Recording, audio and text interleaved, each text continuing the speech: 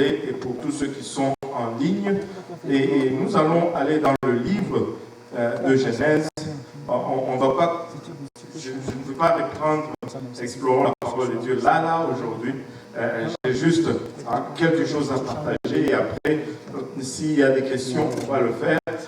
J'aurais voulu faire une leçon sur l'unicité de Dieu et permettre un peu aux questions, questions-réponses, mais je pense que lors de la prochaine pratique ou essai, on va faire cela. On va faire une leçon sur l'unicité. Comme ça, on va permettre aussi aux gens qui sont ailleurs de poser leurs questions live.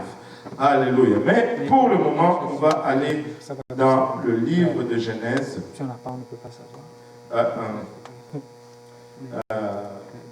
Chapitre 2. Et un seul verset. Amen. Le verset 9. Si vous l'avez trouvé, dites Amen. Bon, si vous cherchez encore, dites Amina. Alléluia.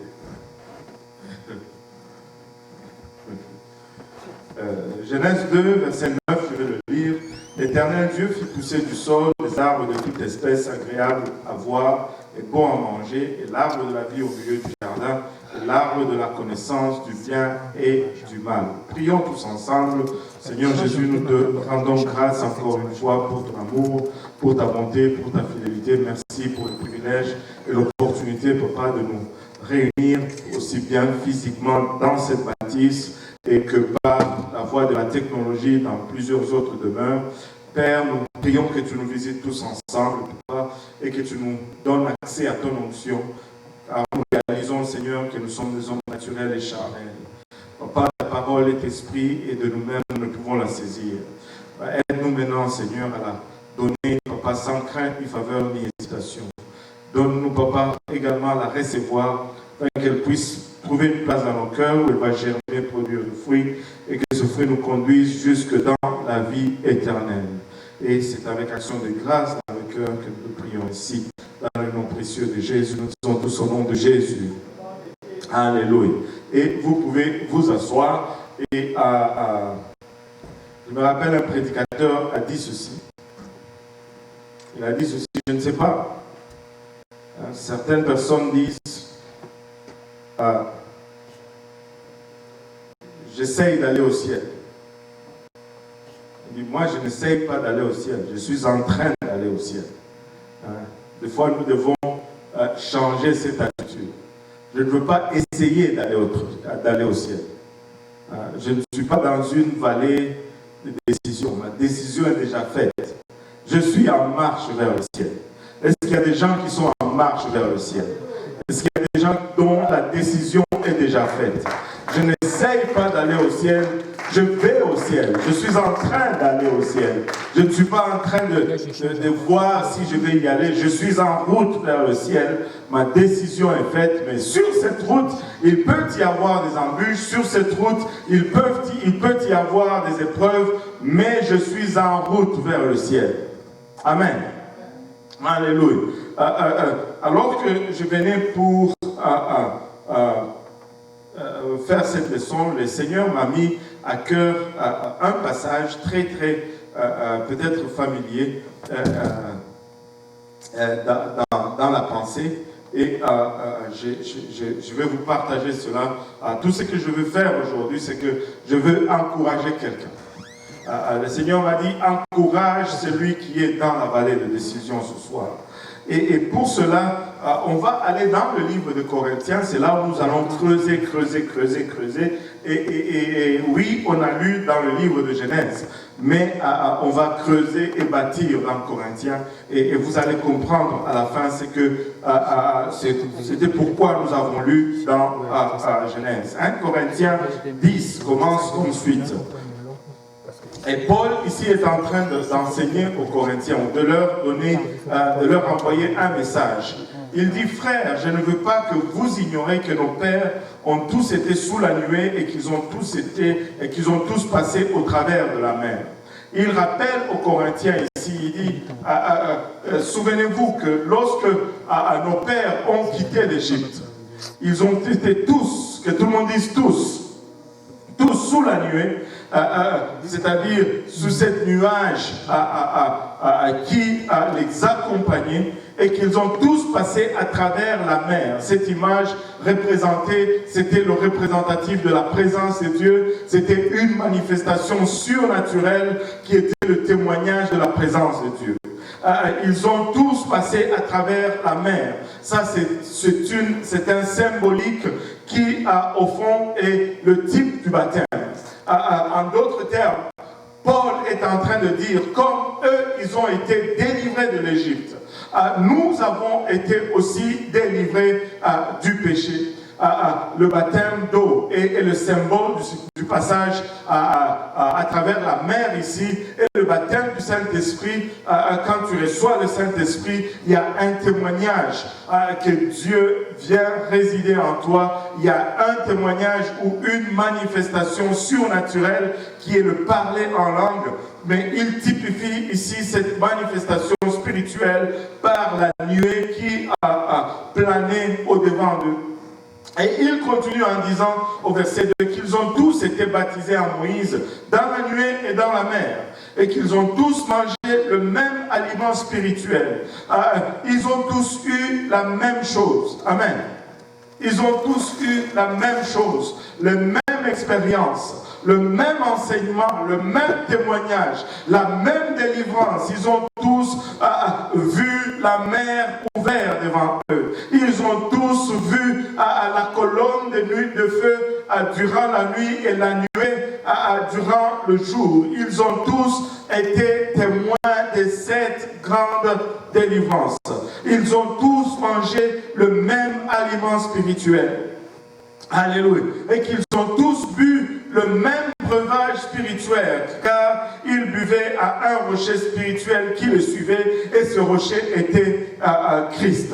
Laissez-moi vous dire, Jésus est le rocher des âges. Jésus est le rocher sur lequel nous bâtissons. Hier, nous avons parlé de cet rocher, alléluia, dans l'Ancien Testament, qui est nul autre que Dieu. Ici, le Nouveau Testament nous confirme que ce rocher est nul autre que Jésus-Christ. Laissez-moi vous dire, il n'y a qu'un seul rocher, et c'est le rocher, c'est Jésus-Christ. Il n'y a qu'un seul Dieu, et c'est Dieu, c'est Jésus-Christ. Alléluia, et nous pouvons bâtir sur lui. Ces gens buvaient sur le rocher qui était Christ. Alléluia. Regardez au verset 5. Il y a un mais qui introduit une tristesse, un aspect triste de ce qui est en train de se passer. Il dit, mais la plupart d'entre eux ne furent point agréables à Dieu, puisqu'ils périrent dans le désert, après avoir bien commencé, après avoir expérimenté cette grande délivrance de l'Égypte, après avoir été témoin de toutes ces manifestations spirituelles, de toutes ces manifestations surnaturelles, certains d'entre eux ont péri dans le désert. En d'autres termes, ils ont commencé la marche, mais ils n'ont pu jamais finir. En d'autres termes, ils ont essayé d'aller dans la terre promise, mais ils ne se sont jamais rendus. J'espère que je suis en train de parler à un peuple qui ne veut pas essayer d'aller au ciel, mais qui sont décidés d'aller, qu'ils sont en train d'aller au ciel. Je ne suis pas en train d'essayer d'aller au ciel. Je suis en train d'aller au ciel. Je vais au ciel. Je vais y arriver. Ma décision est faite. Je vais aller au ciel. Alléluia. Je veux aller au ciel. Ils ont bien commencé, mais la plupart d'entre eux ont péri dans le désert parce qu'ils n'étaient pas agréables à Dieu.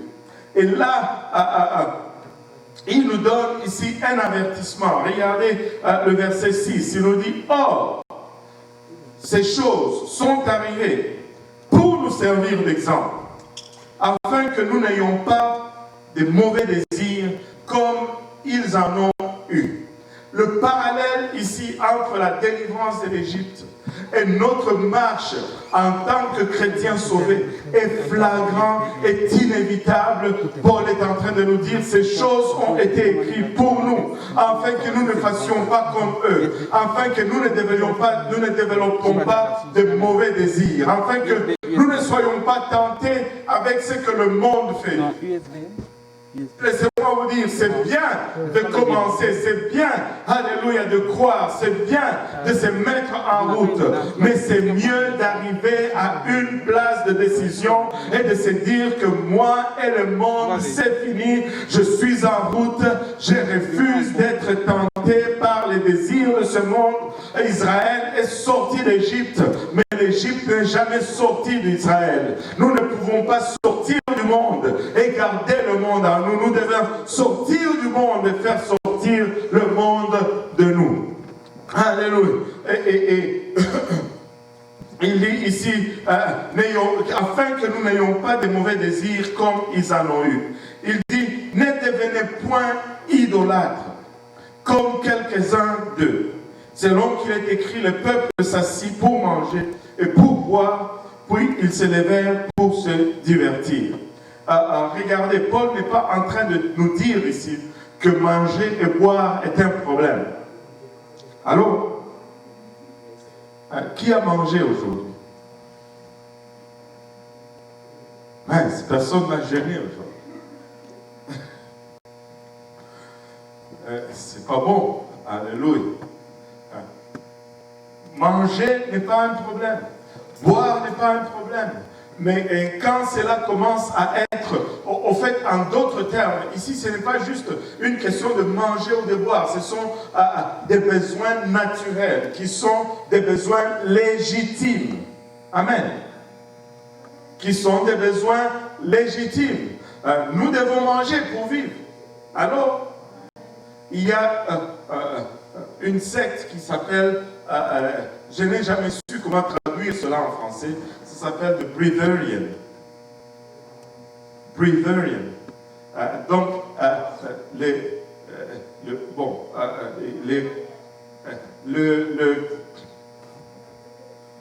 eux, ils disent qu'ils ne mangent pas. Ils respirent tout simplement. Qu'ils peuvent vivre juste par la respiration.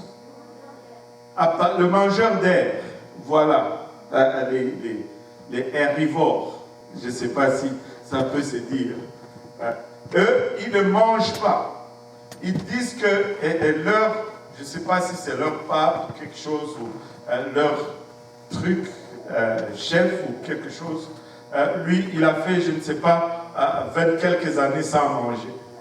Il y a une autre dame, quand on la montre, elle est pleine d'embonpoint, et on me dit qu'elle a fait 17 ans sans manger. Je ne crois pas une minute à ça. Et 10 jours sans manger, je suis dit, vous allez le voir que je n'ai pas mangé. 17 ans sans manger, ces gens-là mangent la nuit. Ils mangent quand on ne les voit pas. Je n'achète pas leur salade, enfin, leur air. Parce qu'ils n'ont pas de salade même. Même pas la salade, ils ne mangent pas. Et ils disent qu'ils vivent seulement d'une technique de respiration.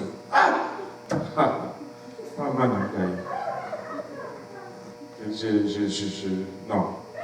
J'ai la foi, mais quand même. 17 ans sans manger. Hey.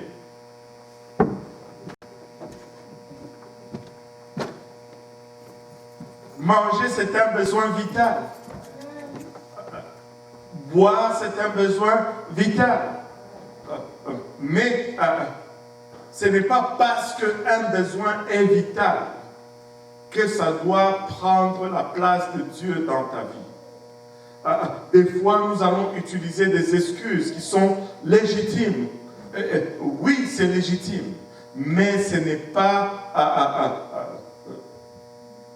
parce que c'est légitime que ça peut prendre la place de Dieu dans ta vie. Tout ce qui prend la place de Dieu dans ta vie devient une idolâtrie. Combien on a vu Dieu bénir quelqu'un avec un travail, mais ce travail devient une divinité pour cette personne. Dieu bénit quelqu'un avec une voiture, mais cette voiture devient une divinité pour la personne.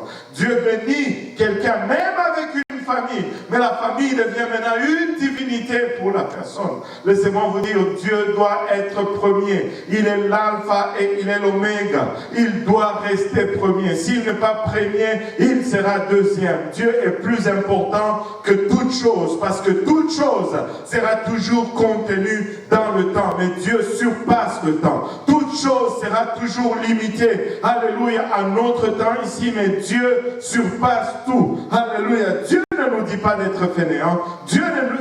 En fait, c'est la parole de Dieu qui dit que si tu ne travailles pas, tu ne manges pas non plus. Mais si tu prends le travail et que tu le mets au-dessus de Dieu, mon ami, tu es en train de faire, alléluia, d'une bénédiction une idolâtrie. Et c'est exactement ce que Israël a fait. Dieu les a bénis à la sortie d'Égypte. Ils ont dépouillé l'Égypte de leurs bijoux, de leurs casseroles, de leurs métaux précieux. Mais une fois sur le chemin, ils ont pris la bénédiction de Dieu et l'ont transformé en un veau d'or. Et ils ont commencé à idoliser cela. Dieu demeure Dieu et la bénédiction ne dépassera jamais le bénisseur. Nous devons toujours garder le bénisseur au premier plan. Il demeure Dieu. Amen. Alléluia. Il dit, ne devenez point idolâtres comme quelques-uns d'eux, selon qu'il est écrit, le peuple s'assit pour manger et pour boire, puis ils se levèrent pour se divertir. Ne nous livrons point à l'impudicité, comme quelques-uns d'eux s'y livrèrent, de sorte qu'ils en tombent 23 000 en un seul jour. Ils étaient délivrés de l'Égypte. Oui, ils étaient délivrés de l'Égypte. Ils étaient hors de la main de Pharaon. Oui, ils étaient hors de la main de Pharaon. Mais leur manque de conduite dans les voies de Dieu a conduit à leur perdition. Laissez-moi vous dire, à ces gens qui crient tout haut que la sanctification n'est pas nécessaire, ils sont en train de faire l'œuvre du diable. Une fois sauvé, sauvé pour toujours, ne marche pas. Je dois persévérer dans mon salut. J'ai quitté l'Égypte, oui, c'est une chose, mais je dois me rendre encore à destination. Je dois marcher sur ces chemins étroits. Alléluia, alléluia, alléluia. Oh, que je sens la présence de Dieu. Oh, Shatarayaet. Alléluia. Je dois marcher sur ce chemin étroit. Je dois garder mon cœur à la bonne place. Je dois être au contrôle de mes désirs. Je ne dois pas laisser mes pensées errer ça et là. Pourquoi? Parce que je suis en route vers le ciel. Je suis en route, alléluia, vers la terre promise. Il dit, n'étendons pas le Seigneur comme les tentèrent quelques-uns d'eux qui périrent par le serpent. Il dit au verset 10, ne murmurez point, comme murmurèrent quelques-uns d'eux qui périrent par l'exterminateur. Alléluia. Il dit, ne mets pas Dieu à l'épreuve. Aie confiance en Dieu. Je me rappelle, j'ai travaillé, il y a longtemps. Personne d'entre vous ici n'était encore à l'église. J'étais encore dans le service francophone. Et j'étais ami, plutôt dans le service anglophone. J'étais ami avec un frère et on était bons amis. Et lui, il était, nous sommes venus à Dieu presque au même moment. Et il était intense dans le Seigneur. Et un jour, il avait un besoin pressant et criant. Et je ne veux pas vous dire ce besoin. Et puis, il a mis ces choses à table. Il dit, Seigneur, si tu ne fais pas ça pour moi, alors je ne veux pas te servir. Dieu ne l'a pas fait.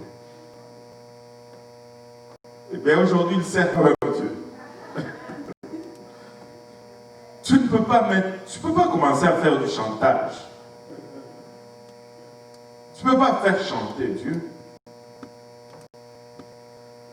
N'essaye pas de sois obéissant. Imaginez-vous un peu, vous êtes à la maison. Papa, si tu ne me payes pas ces chaussures, je ne veux pas aller à l'école. En tout cas, je vais vous dire que vous n'avez pas grandi dans la même maison que moi.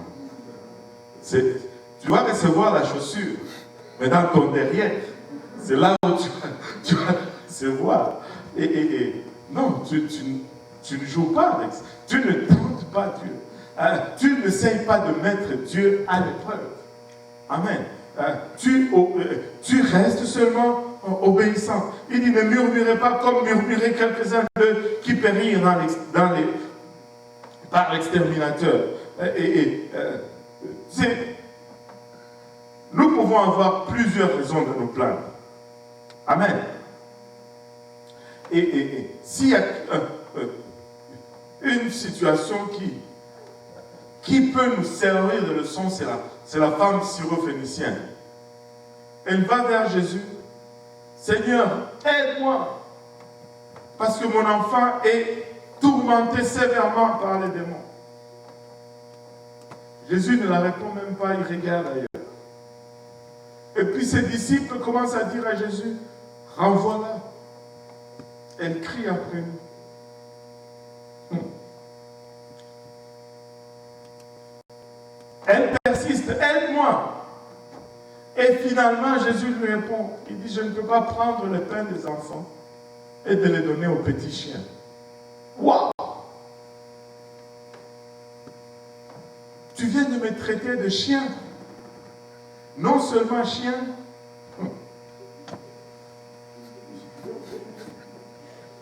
je quitte l'église. Non seulement je quitte l'église, mais je mets même sur Facebook et sur YouTube que ce pasteur-là, il est méchant. Il insulte les gens. N'allez pas là-bas.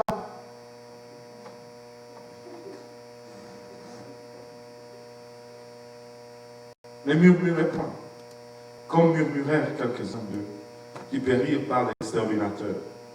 Et Paul, encore une fois, nous rappelle au verset 11, ces choses leur sont arrivées pour servir d'exemple, et elles ont été écrites pour notre instruction. À nous qui sommes parvenus à la fin du siècle, nous pouvons le regarder et éviter ces erreurs. Nous pouvons le regarder et avoir le regard fixé sur l'objectif. Nous pouvons regarder et dire que cette chose n'est pas encore finie si je ne suis pas encore de l'autre côté. Je vais persévérer. Le vent va souffler, les épreuves vont venir, mais je vais tenir ferme. Par la grâce de Dieu, je vais y arriver. Les temps vont être durs. Je n'aurai pas tous mes besoins rencontrés. Je vais être des fois persécuté. Et regardez, nous sommes obligés de venir à l'église avec des masques dans le visage. Mais je vais tenir ferme. Je veux y arriver parce que ma décision est faite. Mon regard est placé sur le ciel. Je veux y arriver. Je n'ai peut-être pas tout l'argent que je voudrais avoir. Je n'ai peut-être pas la maison que je voulais avoir. Je n'ai peut-être pas l'enfant que je voulais avoir. Je n'ai peut-être pas la femme que je voulais avoir. Ni le mari que je voulais avoir. Je n'ai peut-être pas le diplôme que je voulais avoir. Mais laissez-moi te dire, je suis décidé et je vais y arriver. Je n'ai peut-être pas, alléluia, ma situation est peut-être loin de ce que j'aurais voulu avoir. Mais j'ai une chose en tête. Je me suis décidé de faire du ciel ma destination finale et je vais y arriver. Je ne suis pas en train d'essayer d'aller au ciel, je suis en marche vers le ciel. Je suis décidé d'y aller. Tout ne marche pas, peut-être comme j'aurais souhaité, mais je suis en route vers le ciel. Alléluia. Alléluia. Il nous donne un avertissement au verset 12. Je suis en train d'arriver. Il nous donne ici un avertissement au verset 12. Il dit, ainsi donc que celui qui croit être debout, prenne garde de tomber. Alléluia. Si tu es debout, c'est bien, bravo. Mais marche avec circonspection. Regarde où tu mets le pied. Garde ton cœur. Inonde-toi de la parole de Dieu. Environne-toi des habitudes saines. Mets-toi à l'abri. Préserve ton cœur des désirs de ce monde. Je parlais à quelqu'un aujourd'hui, il dit, j'ai essayé de me garder. C'est quelqu'un qui était impliqué beaucoup dans le sport dans le passé. Il me dit, je fais 6 mois sans regarder le sport, quoi que ce soit. Je n'ai fait que lire ma Bible, étudier ma Bible, écouter les louanges et suivre le développement politique du pays. Mais je me suis épargné d'écouter le sport parce que ça me rendait charnel. Et laisse-moi te dire, je me sens bien, je me sens à la bonne place. Il sait garder des désirs charnels. Il a mis le désir charnel. Et souvent nous regardons, oh, frère Simplice a ça, moi je voudrais aussi avoir ça. Je ne sais pas, Sœur Maureen a ça, oh, moi je voudrais aussi avoir ça. Non, garde ton cœur. Garde ton cœur, inonde-toi de la parole de Dieu. Ainsi donc que celui qui croit être debout prenne garde de tomber. Regardez le verset 13, et c'est là où je voulais nous amener aujourd'hui. Il dit aucune tentation. Que tout le monde dise aucune tentation.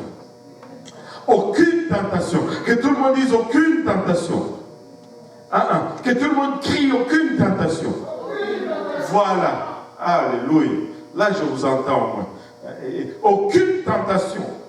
Aucune tentation. Je dis bien aucune tentation. Aucune tentation, ça vient du grec qui veut dire pas une seule tentation. Aucune veut dire aucune autre. Aucune tentation ne vous est survenue qui n'ait été humaine. Et Dieu, qui est fidèle,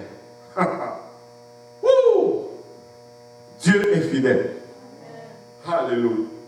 Il y en a qui disent que Dieu a été en retard sur ma demande. Oh, l'amour de Dieu. Il contrôle le temps. Le temps lui est soumis. Comment est-ce qu'il peut être en retard? Allô? S'il dit le soleil s'arrête, le soleil va s'arrêter. Allô? Dieu ne peut pas être en retard. Dieu est toujours fidèle. Il est toujours fidèle. Notre heure souvent n'est pas son heure, mais il est fidèle. Alléluia. Il ne permettra pas, alléluia, il ne permettra pas que vous soyez tentés au-delà de vos forces. Si la tentation est plus forte que ce que tu peux endurer, tu es en train toi-même de te mettre dans des choses que tu n'avais pas besoin de te mettre. Allô? Aïe, aïe, aïe. Pasteur Yannick a coupé mon micro, là. Je ne sais pas. Tu es en train de te mettre dans des choses que tu n'as pas besoin de te mettre. Dieu ne permettra pas que vous soyez tentés au-delà de vos forces. Mais, alléluia, regardez avec moi. Ici, c'est un mais positif. Ce n'est pas le même mais du verset 5. C'est un mais qui pivote vers quelque chose d'encore mieux. Mais, il dit, mais, avec la tentation, il prépare aussi le moyen d'en sortir ainsi afin que vous puissiez la supporter. Laissez-moi vous dire ceci. Il y aura toujours, que tout le monde dise toujours, il y aura toujours 2 voies devant toi. Avec la tentation, il y a toujours une option qui vient avec la tentation. Et ça, depuis le jardin d'Éden, il y avait l'arbre de la connaissance du bien et du mal, il y avait aussi l'arbre de la vie éternelle. Dieu prépare toujours une voie avec la tentation, alléluia. Et quand nous tombons dans la tentation, c'est parce que nous avons fait un choix. Nous avons fait un choix. Avec la tentation, il y a toujours une voie de sortie. Il y a toujours une autre option. Très souvent, nous échouons de regarder qu'est-ce que Dieu nous offre à côté de ce que nous sommes en train de voir comme épreuve. Je ne suis pas obligé de tomber dans toute tentation. Il y a toujours une voie de sortie. Il y a toujours une voie de sortie. Parce que je suis décidé. Alléluia. Parce que je suis décidé. Je vais toujours choisir la voie de Dieu. Je vais toujours choisir l'autre option. Et quand tu fais face à une tentation, pose et demande-toi, mais c'est quoi l'autre option? Le diable va essayer de te dire, il n'y en a pas d'autre. Dit, La parole de Dieu dit qu'il y a toujours une voie. Quand il y a la tentation, il y a toujours une autre voie pour sortir de cette tentation. Prie, si tu ne la vois pas, prie, dis et demande à Dieu, Dieu, je vois la tentation, mais ta parole dit qu'il y a une autre voie, je désire cette autre voie, je recherche cette autre voie, je veux cette autre voie, je ne veux pas, alléluia, me contenter de la voie que je vois devant moi. Il y a une publicité qui passe ces derniers temps à la radio. Il dit, c'est comme un monsieur, je pense, qui fait la motoneige. Il dit, est-ce que vous pouvez m'indiquer le chemin de la prudence? Il n'y a pas le chemin de la prudence. Le chemin de la prudence. Il n'y a pas un autre chemin. Vous connaissez seulement le chemin de la prudence. Il y en a un autre, mais celui-là, je ne veux pas te le dire. Le chemin de la prudence. Qui a entendu cette publicité à la radio? Voilà. Ceux qui conduisent beaucoup entendent ça à la radio. Le chemin de la prudence. Le diable nous montre la tentation. Mais prie pour que Dieu te montre la voie qu'il a préparée pour sortir de la tentation. Souvent nous faillissons à cela. Souvent nous échouons à cela. Mais si nous prenons le temps de prier, Dieu va nous montrer la voie qu'il a préparée pour que nous puissions sortir de la tentation. Je ne suis pas obligé de tomber dans le péché. Ce n'est pas la seule issue devant moi. Il y a une autre option. Il y a toujours une autre option. Il dit, c'est pourquoi, mes bien-aimés, fuyez l'idolâtrie. Nous devons fuir l'idolâtrie. Et quand il parle de l'idolâtrie ici, il n'est pas en train de parler des gens qui s'agenouillent devant des statuettes. C'est sûr que si nous amenions une statue ici, personne ici ne va s'agenouiller. Peu importe la statue. Amen. Personne ne va s'agenouiller parce que nous sommes assez éveillés pour dire que l'idolâtrie, ce n'est pas pour nous. Mais l'idolâtrie, ce n'est pas seulement se prosterner devant une statue. Quand on veut passer quoi que ce soit en avant de Dieu, ça devient l'idolâtrie.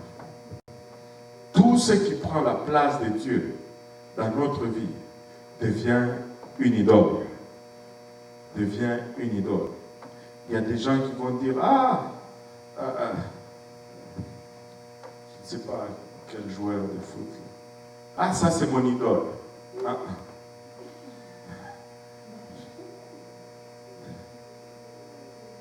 Didier Drogba, c'est mon idole.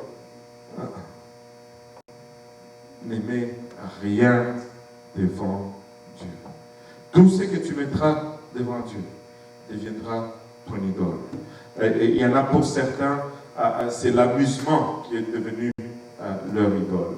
Il y en a pour d'autres, ce sont les accomplissements qui sont des idoles. Il y a d'autres, ce sont les études ou l'argent, le travail qui devient l'idole. Mais nous n'avons qu'un seul objectif, comme le focus de notre adoration, et c'est Jésus-Christ.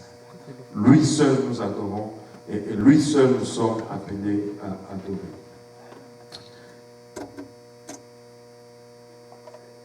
Genèse 2:9 nous dit, l'Éternel Dieu fit pousser du sol des arbres de toute espèce agréable à voir et bon à manger. Et l'arbre de la vie au milieu du jardin, et l'arbre de la connaissance du bien et du mal. Deux arbres, deux options. Et aujourd'hui, Dieu travaille toujours de la même façon. Il y aura une tentation devant toi. Mais avec la tentation, Dieu prépare toujours une voie pour en sortir. En face de la tentation, prie que Dieu te montre la voie de sortie et tu pourras sortir de là la tête haute. Garde ton cœur, persévère. Des fois, ce n'est pas facile, mais si tu es décidé, tu auras la victoire. Endure, c'est que l'ennemi lance vers toi. Et l'ennemi va essayer toujours de te séduire, de te courtiser, de te tenter, mais résiste. Résiste et cherche la voie de Dieu. N'emprunte pas l'offre que le diable te donne. Alléluia. Peu importe où tu te trouves aujourd'hui, peu importe la situation à laquelle tu fais face aujourd'hui, alléluia, tu peux la vaincre. Tu peux la vaincre. Alléluia. Tu peux la vaincre. Tu peux aller au-dessus. Tu peux vaincre ta situation parce qu'avec toute tentation, Dieu prépare toujours une voie pour échapper. Et voilà, j'ai conclu ainsi ma leçon d'aujourd'hui. S'il y a des questions, on va les prendre. Et je ne sais pas comment c'était avec la retransmission là-bas. Et tout a bien coulé aujourd'hui. Koussi Koussa. Alléluia. Gloire au nom de Jésus. Et s'il y a des questions, on va essayer de les prendre.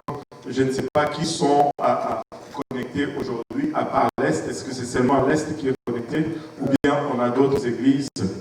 C'est seulement l'Est. Alléluia. Nous saluons les gens de l'Est. Alléluia, qui sont connectés avec nous aujourd'hui pour cette étude publique du lundi en préparatif pour la conférence francophone.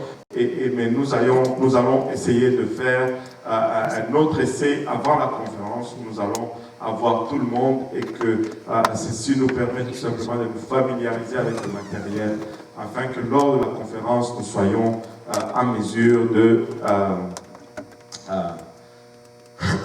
bien transmettre sans problème. Amen. Alléluia. Dieu prépare un chemin avec la tentation. N'accepte pas seulement l'offre de l'ennemi. Dieu a une autre voie pour toi. Amen. Est-ce qu'il y a des questions aujourd'hui?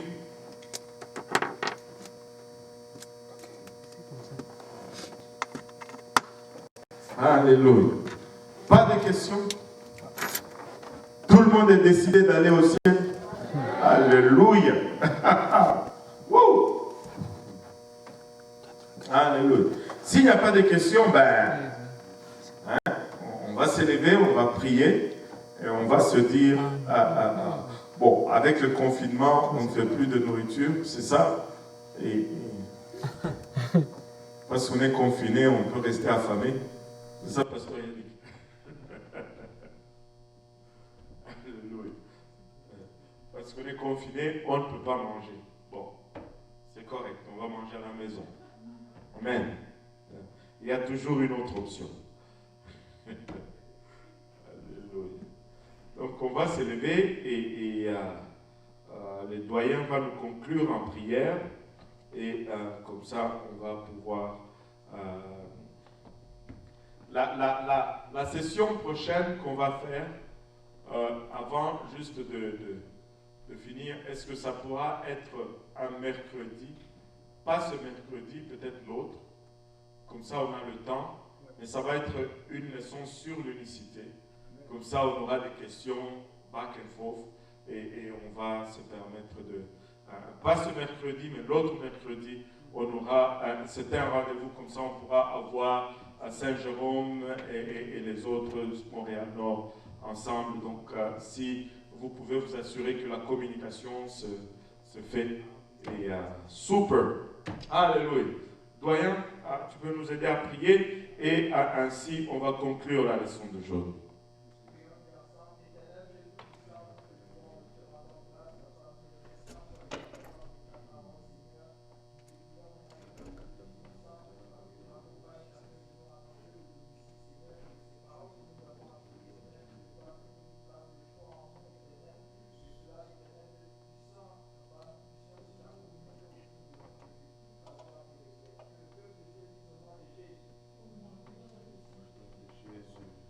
Alléluia. Nous disons tous au nom de Jésus.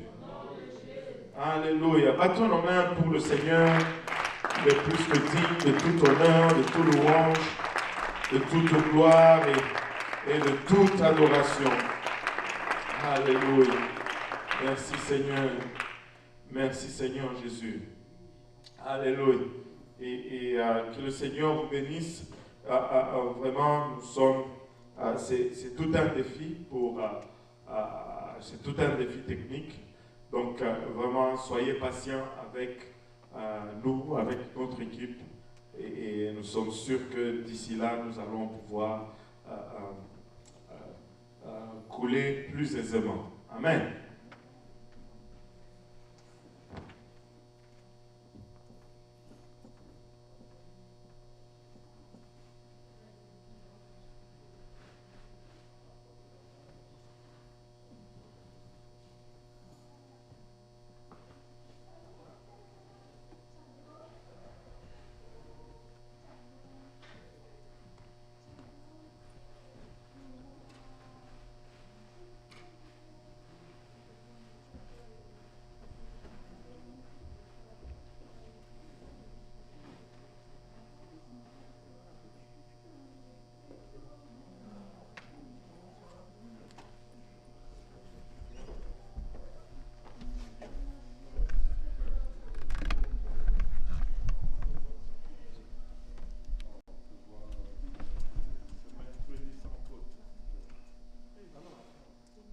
Mesdames et messieurs, c'est la fin pour aujourd'hui. Merci d'avoir été avec nous.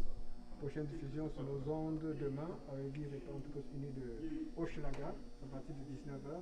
Ça va être un service spécial avec beaucoup de prières. Gardez-nous en prière. Désolé pour tous les ajustements. Vous entendiez nos voix pendant le direct. Ça va être réglé. Nous avons acheté de nouveaux appareils. Nous sommes en train de préparer pour la conférence. Pour avoir une belle conférence, nous allons faire beaucoup de petits ajustements qui vont être un peu désagréables pour vous.